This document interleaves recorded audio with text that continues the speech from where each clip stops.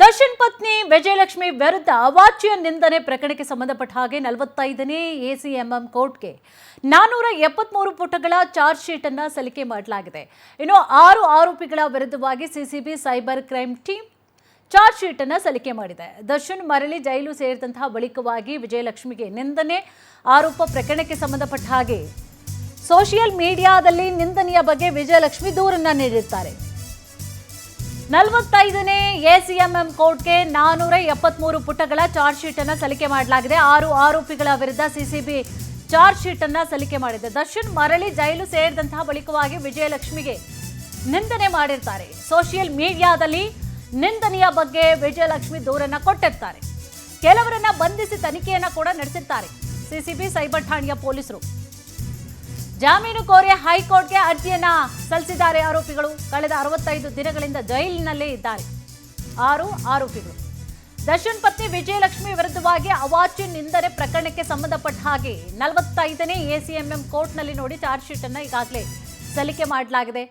6 ಆರೋಪಿಗಳ ವಿರುದ್ಧವಾಗಿ ಸಿಸಿಬಿ ಪೊಲೀಸರು ಚಾರ್ಜ್ ಶೀಟ್ ಅನ್ನ ಸಲ್ಲಿಕೆ ಮಾಡಿದ್ದಾರೆ. ಸಾಕಷ್ಟು ನೋಡಿ ವಿಜಯಲಕ್ಷ್ಮಿ ಅವರ ವಿರುದ್ಧವಾಗಿ ಸೋಷಿಯಲ್ ಮೀಡಿಯಾ ಇದೆ ಅಂತ ಕಾಮೆಂಟ್ಸ್ ಮಾಡ್ತೀವಿ ಅಂತ ಹೆಗ್ಗಾಮೊಗ್ಗ ಅವಾಚ್ಯ ಶಬ್ದಗಳಿಂದ ವಿಜಯಲಕ್ಷ್ಮಿ ಅವರನ್ನ ನಿಂದನೆ ಮಾಡಿರ್ತಾರೆ. ನೋಡಿ ಯಾವ್ಯಾವ ರೀತಿಯಾದಂಥ ಕೆಟ್ಟದಾಗಿ ವಲ್ಗರ್ ವರ್ಡ್ಸ್ಗಳನ್ನು ಅದನ್ನ ಹೇಳಲಿಕ್ಕೆ ಆಗಲ್ಲ. ಕೆಲವೊಂದನ್ನು ತೋರಿಸ್ಬೋದು, ಕೆಲವೊಂದು ಹೇಳಲಿಕ್ಕೂ ಆಗಲ್ಲ, ಅದನ್ನು ತೋರಿಸ್ಲಿಕ್ಕೂ ಆಗಲ್ಲ. ಅಷ್ಟರ ಮಟ್ಟಿಗೆ ಪದ ಬಳಕೆಯನ್ನು ಮಾಡಿರ್ತಾರೆ. ಸೊ ಆ ಒಂದು ಕಾರಣವಾಗಿ ವಿಜಯಲಕ್ಷ್ಮಿ ಅವರು ಏನು ಮಾಡ್ತಾರೆ, ಕಂಪ್ಲೇಂಟನ್ನು ಕೊಡ್ತಾರೆ. ಕಂಪ್ಲೇಂಟನ್ನು ದಾಖಲಿಸಿಕೊಂಡಂತಹ ಪೊಲೀಸರು ಕಳೆದ ನೋಡಿ 65 ದಿನಗಳಿಂದಲೂ ಕೂಡ ಜೈಲಿನಲ್ಲೇ ಇರ್ತಾರೆ 6 ಆರೋಪಿಗಳು. ದರ್ಶನ್ ಪತ್ನಿ ವಿಜಯಲಕ್ಷ್ಮಿ ವಿರುದ್ಧವಾಗಿ ಏನು ಅವಾಚ್ಯ ನಿಂದನೆ ಪ್ರಕರಣ ಇದಕ್ಕೆ ಸಂಬಂಧಪಟ್ಟ ಹಾಗೆ ಅರೆಸ್ಟ್ ಮಾಡಲಾಗಿರುತ್ತೆ, ಜೈಲಿನಲ್ಲೇ ಇರ್ತಾರೆ. ಸೊ ನಕಲಿ ID ಕಾರ್ಡನ್ನು ಕ್ರಿಯೇಟ್ ಮಾಡಿಕೊಂಡು ಸ್ವಂತ ಓನ್ ಅಕೌಂಟ್ಗಳು ಅಲ್ಲ, ನಂಬರನ್ನು ಹಾಕಿರೋದಿಲ್ಲ, ಎಲ್ಲ ನಕಲಿ ID ಕಾರ್ಡ್ಗಳನ್ನು ಅವರು ಕ್ರಿಯೇಟ್ ಮಾಡ್ಕೊಳ್ತಾರೆ. ಅಕೌಂಟ್ಗಳನ್ನು ಕ್ರಿಯೇಟ್ ಮಾಡ್ಕೊಳ್ಳೋದು, ಅದರ ಮೂಲಕವಾಗಿ ಅವರು ಹೀಯಾಳಿಸ್ತಾ ಇರ್ತಾರೆ, ನಿಂದನೆ ಮಾಡ್ತಾ ಇರ್ತಾರೆ, ಅವಾಚ್ಯ ಪದಗಳ ಬಳಕೆಯನ್ನು ಮಾಡಿಕೊಂಡಿರ್ತಾರೆ. ಇದೇ ವಿಚಾರ ಸಂಬಂಧವಾಗಿ ಹೆಚ್ಚಿನ ಮಾಹಿತಿಯನ್ನು ಕೂಡ ನೀಡ್ತಾ ಹೋಗ್ತಾರೆ ನಮ್ಮ ಪ್ರತಿನಿಧಿ ಸುಚಿತ್ರ. ಸುಚಿತ್ರ, ವಿಜಯಲಕ್ಷ್ಮಿ ಅವರನ್ನ ನಿಂದನೆ ಮಾಡಿದಂಥ ಪ್ರಕರಣಕ್ಕೆ ಸಂಬಂಧಪಟ್ಟ ಹಾಗೆ ಏನೆಲ್ಲ ಅಪ್ಡೇಟ್ಸ್ ಲಭ್ಯ ಆಗ್ತಾ ಇದೆ?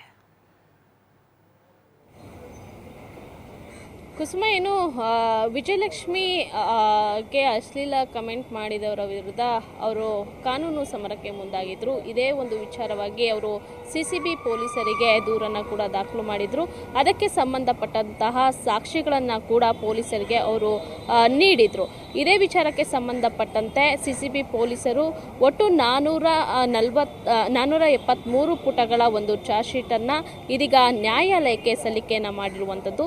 6 ಆರೋಪಿಗಳನ್ನು ಅವರು ವಿಚಾರಣೆಯನ್ನು ಮಾಡಿ ಆರೋಪಿಗಳು ಹೇಳಿದಂತಹ ಹೇಳಿಕೆಗಳನ್ನು ಇದೀಗ ಚಾರ್ಜ್ ಶೀಟ್ನಲ್ಲಿ ಉಲ್ಲೇಖವನ್ನು ಮಾಡಿದ್ದಾರೆ. ಜೊತೆಗೆ 45ನೇ ಎಸಿಜೆಎಂ ನ್ಯಾಯಾಲಯಕ್ಕೆ ಈ ಒಂದು ಚಾರ್ಜ್ ಶೀಟನ್ನು ಅಂದರೆ ಪ್ರಾಥಮಿಕವಾಗಿ ಸಲ್ಲಿಕೆಯನ್ನು ಮಾಡಿರುವಂತಹ ಚಾರ್ಜ್ ಶೀಟನ್ನು ಇದೀಗ ನ್ಯಾಯಾಲಯಕ್ಕೆ ಸಲ್ಲಿಕೆಯನ್ನು ಮಾಡಿರುವಂಥದ್ದು.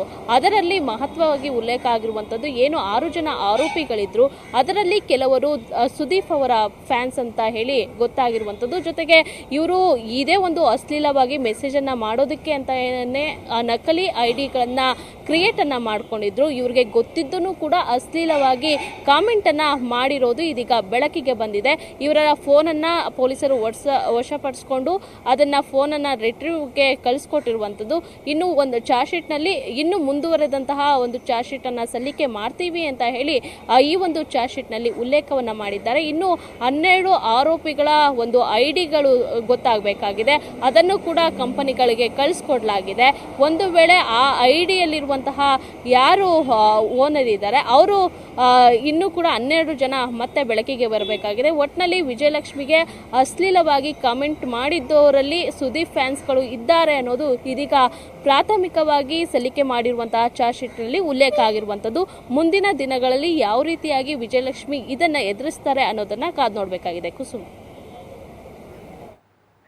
Thank you.